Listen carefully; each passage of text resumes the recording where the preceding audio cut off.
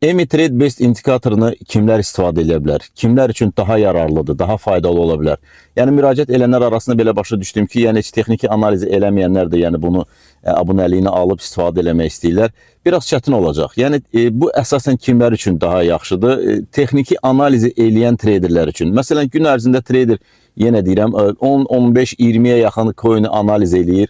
Yəni bunların belə vaxt itkisini azaltmaq üçündür. Yəni çox rahatdır. Yəni mən özüm şəxsən bir aydan artıqdır ki, heç bir texniki analiz eləmirəm. Açıram indikatoru, tam olaraq bütün lazım olan işləri görür və mənə vəziyyətin nə yerdə olduğunu göstərir. Yəni bir traderə nə lazımdır analiz eləyərkən, yəni əməliyyat açmamışdan qabaq. Dəstək direncləri çəkir, trend xəttlərini çəkir, müəyyən orada yəni gündəlik o həcmə baxır ki, yəni bu coin-də real olaraq istifadəçilər varmı, yoxmu? Çünki bəzən traderlər bir forma görürlər, o formaya uyğun, yəni strategiyalara uyğun əməliyyat açırlar, amma səndə mi heç o coin-də bir həcm yoxdur, yəni real olaraq trader yoxdur, alıcı satıcı yoxdur deyə algoritm bir rahatçılıqla gəlir onu, yəni 5x-də qoysa, 10x-də qoysa, 20x-də qoysa, gəlib onu stop eləyir. Yəni hərəkət yoxdur, çünki həcm yoxdur coin-də. Bu trader də bu indikator da bütün bu məlumatları traderə verir. Yəni trader vaxt itirib bu analizləri eləmir. Çünki bir coin'ə bir də görürsünüz ki 3 dəqiqə, 5 dəqiqə analiz eləmək olur. Vaxt itirmək lazım olur ki əməliyyat açasan. Yəni keçirsən günlük zaman diliminə 4 saatlığa hər birində yəni axtarırsan, yəni dəstək direnç bölgələrini.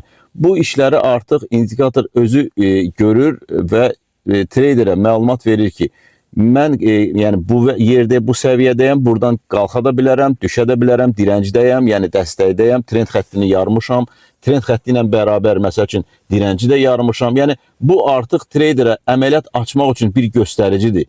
İndikatorun əsas mahiyyəti al-sat siqnalından ibarət deyil. Yəni orada al-sat siqnalı da var əslində. O elə bil ki, ən sonda bir təsdiqləyici faktor kimi əlavə eləmişəm ki, daha rahat olsun. Amma yəni mən özüm ondan istifadə eləmirəm. Məsələn, EMA-lar var. Mən EMA-ları heç istifadə eləmirəm. Artıq 3 ildən artıqdır. Amma EMA-larla da analiz eləyib əməliyyat açanlar var. O yüzden də ona görə onu əlavə eləmişəm.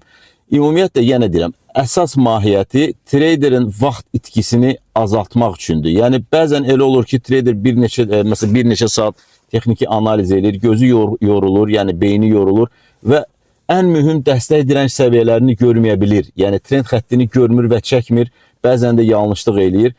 İndikator bu yəni bir maşındır, bir belə deyək, algoritmdir. O avtomatik olaraq bunların hamısını göstərir. Traderin artıq yorulmasına, beynini belə gərgin vəziyyətə salmasına ehtiyac yoxdur.